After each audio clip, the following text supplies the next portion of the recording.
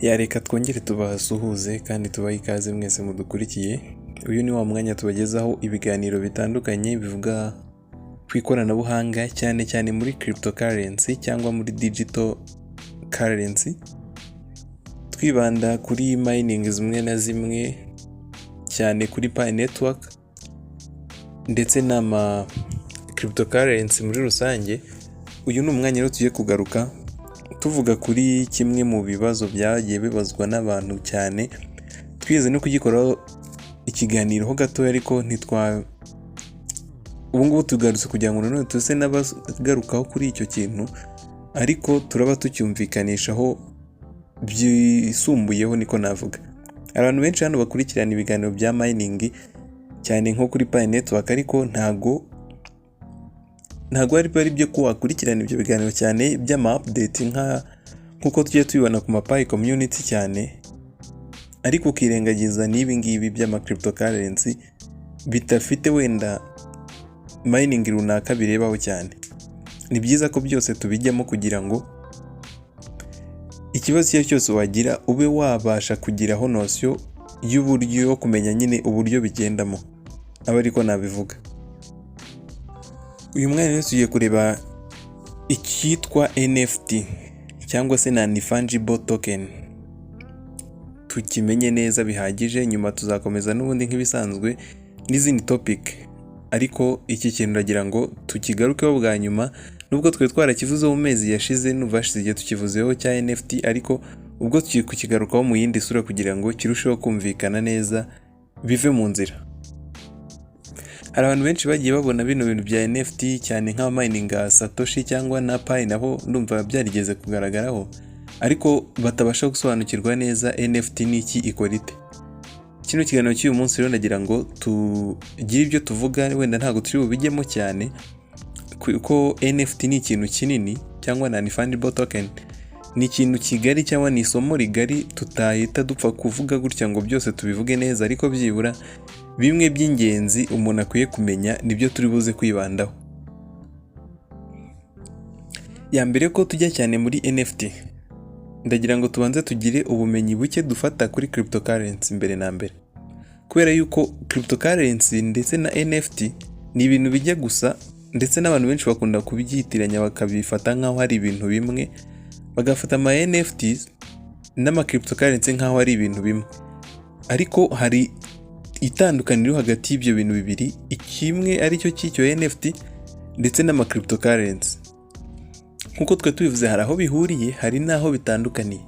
Duhereye nko ku bintu bihuriyeho, ari non-fungible tokens cyangwa se NFT ndetse na cryptocurrency, byombi ni imitungo iri digital, twabyita digital assets cyangwa digital tokens. Ndetse kandi nanone icya kabiri nuko byose mu gukorwa kwabyo bikorwa muri process cyangwa mu gikorwa cyitwa minting cyangwa se mining, hakoreshejwe uburyo bwo kubika amakuru bukoreshwa mu gukora zino cryptocurrency ndetse n'ama NFT. Hakoreshwa distributed ledger technology. Iki kintu cya ledger twakivuzeho kenshi, ndizera biri bwumvikane kurushaho, ariyo yitwa blockchain. Byombi bigira blockchain. Icyo ni icya kabiri bihuriyeho. Mu busanzwe ubundi tugira class ebyiri cyangwa ibyiciro bibiri by'ama tokens. Icya mbere ni icyitwa utility token, ndetse icya kabiri icyo cya utility token nacyo gikunze kubonekwa cyane, turaza kugisobanura neza. Icyiciro cya kabiri ni icyitwa security token. Iyo utility token rero ni ubwoko bw'ama digital coins cyangwa se digital assets, ariyo ya mitungo iri digitale. Tuvuga imitungo iri digital ni imitungo ibiri ishobora gukoresherezwa kuri computer gusa utayifata mu ntoki. Iyo ni imitungo iri digital cyangwa se digital coins, kuko na digital coins niho tuza gusanga ama cryptocurrency, turabizi ko ari digital. Hanyuma izo utility tokens rero ni bumwe mu bwoko bw'ama digital coins cyangwa se digital assets, iyo mitungo iri digitale. Bakunda kuvuga ko iri essential cyangwa se kunda gukoreshwa mu bintu biri essential nyine by'ingenzi, wenda bari ko tubyita. Ndetse rimwe na rimwe binavugwa yuko utility tokens ifatwa nka digital money, cyangwa se ko digital money iri muri utility tokens.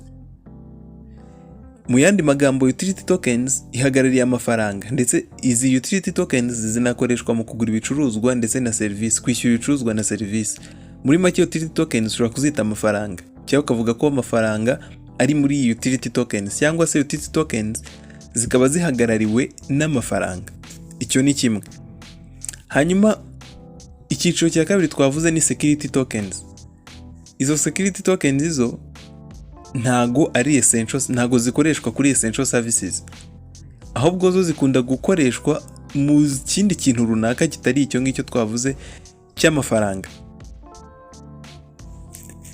Rimwe rero mu bintu, ubwo twabanje kuvuga aho tokens ndetse na cryptocurrency bitaniye, NFT na cryptocurrency aho bitaniye, aho bihuriye, ubu noneho turi kuho bitandukaniye, duhereye kuri ayo types cyangwa se ibyo byiciro by'ama tokens uko ari bibiri, aricyo tubonyemo utility tokens ndetse na security tokens.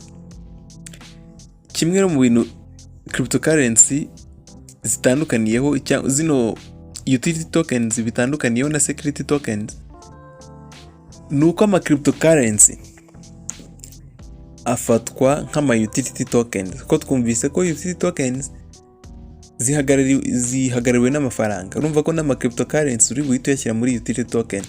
Hanyuma nufata NFTs uraza kuzishyira muri security tokens. Iryo ni ryo tandukaniro nyamukuru riri hagati ya NFT ndetse na cryptocurrency. Nuko cryptocurrency iba muri utility tokens, hanyuma NFT ikaba muri security tokens. Ubwo muri make naho turaza gusanga cryptocurrency ifatwa nk'amafaranga, nk'ikintu gishobora gukoreshwa mu bintu by'ingenzi nyine, cyangwa se nk'iby'amafaranga yakora, kwishyura serivisi n'ibicuruzwa. Mu gihe ama NFT yo aba yarakorewe intego runaka yonyine, nta kuvuga ngo irakora iki cyangwa iki, haba hari ikintu yagenewe igomba gukora. Iyi ni mpamvu uzasanga bavuga yuko cryptocurrency zose ari tokens. Muri make ko tokens zose wazishyira muri cryptocurrency bigakunda, ariko ntago ari tokens zose zaba cryptocurrency. Kubera iki rero? Ni ukubera yuko cryptocurrency zose mu busanzwe twazita amafaranga, n'ubundi tuzita amafaranga. Cryptocurrency zikora nk'amafaranga, ni n'amafaranga mu yandi magambo, ariko security tokens nk'ayo ma NFT cyangwa se n'undi bwoko nyine bw'ama digital representative, ntago izo NFT zo ziba zihagarariye ikintu runaka gihari. Sinzi niba byumvikanye neza, ariko impamvu bavuga yuko cryptocurrency zaba tokens ariko tokens zitaba cryptocurrency nyine ubwo bitari vice versa, ni ukubera ko cryptocurrency zihagarariwe n'amafaranga, hanyuma NFT zikaba zihagarariwe n'ikintu runaka kiba gihari, nyine iyo NFT yagenewe. Uramutse ukurikiranye video ya mbere yo twabivuzeho neza duhereye hasi, guhera ku busobanuro bwa NFT cyari cyo, nk'umuntu wayikurikiranye hano biraza kumworohera kurushaho.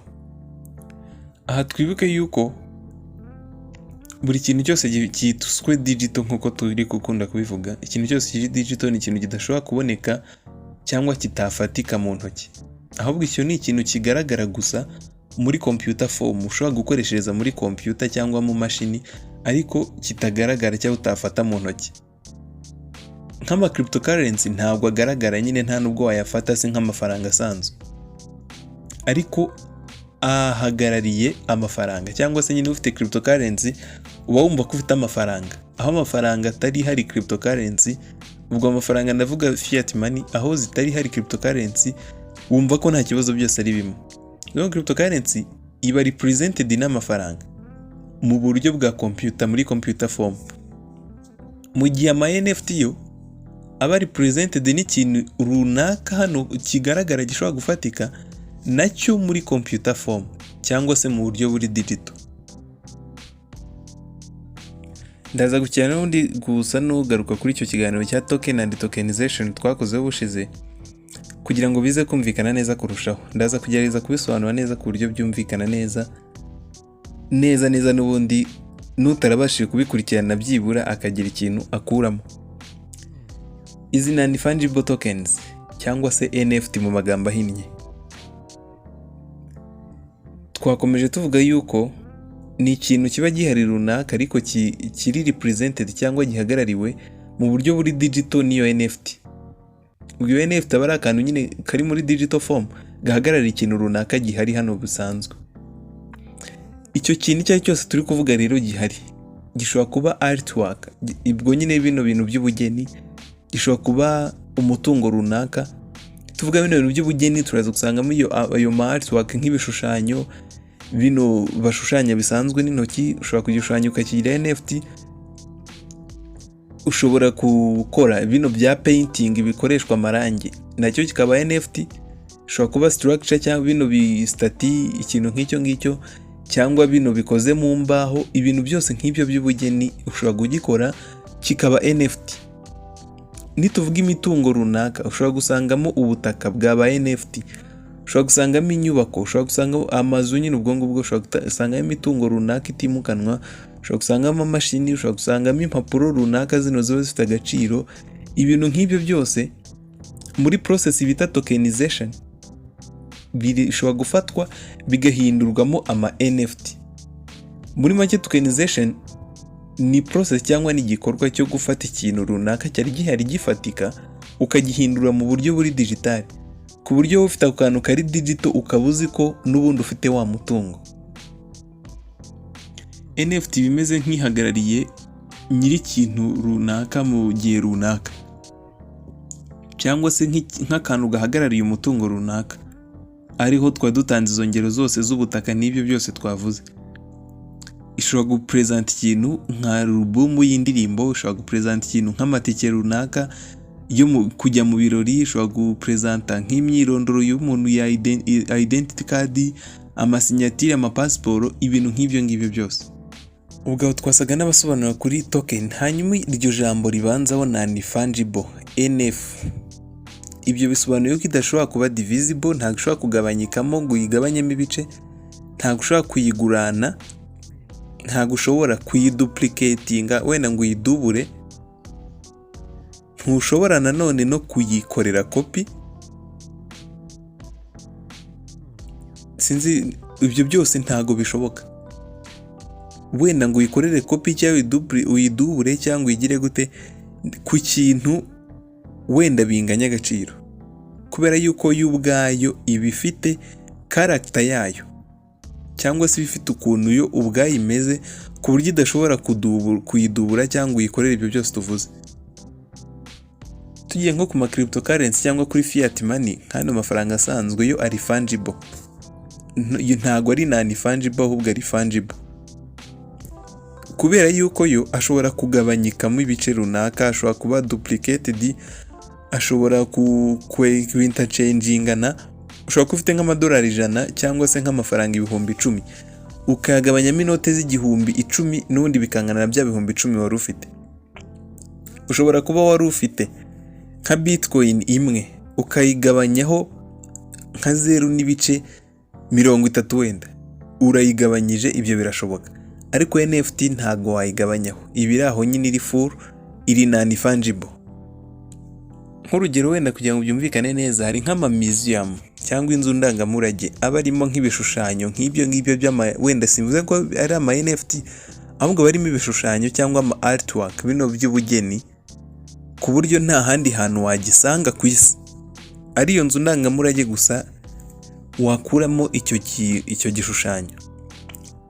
N'umuntu ubwe ari unique, nawe wamufatiraho urugero bw'uburyo iyo character cyangwa iyo character nyine ya NFT imeze. Nk'umuntu wamufatiraho urugero, n'impanga ari impanga, aba ari akantu batandukaniyeho ku buryo badahura neza byuzuye. Twibuke ko ama NFT twakomeje kuvuga yuko ari digital representative of something.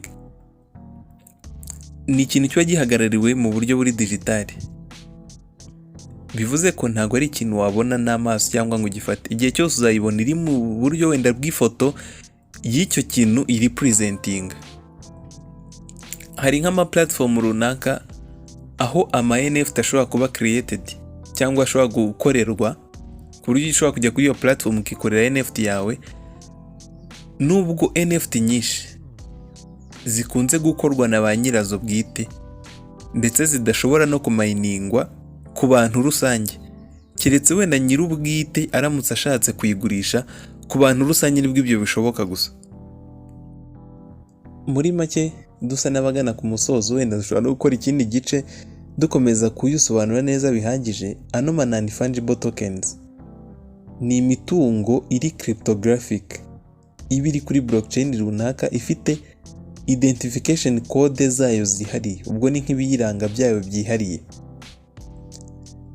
Nyir'ubwite cyangwa nyir'iyo NFT ababitswe kuri blockchain runaka y'iyo NFT, ndetse iyo NFT ishobora kwimurwa na nyir'ubwite gusa, niwe ushobora kohereza iyo NFT wenda mu gihe akeneye nko kuyigurisha, akayigurisha ku muguzi runaka yahisemo. Ndetse ama NFT menshi uzasanga ari kuri ERC721.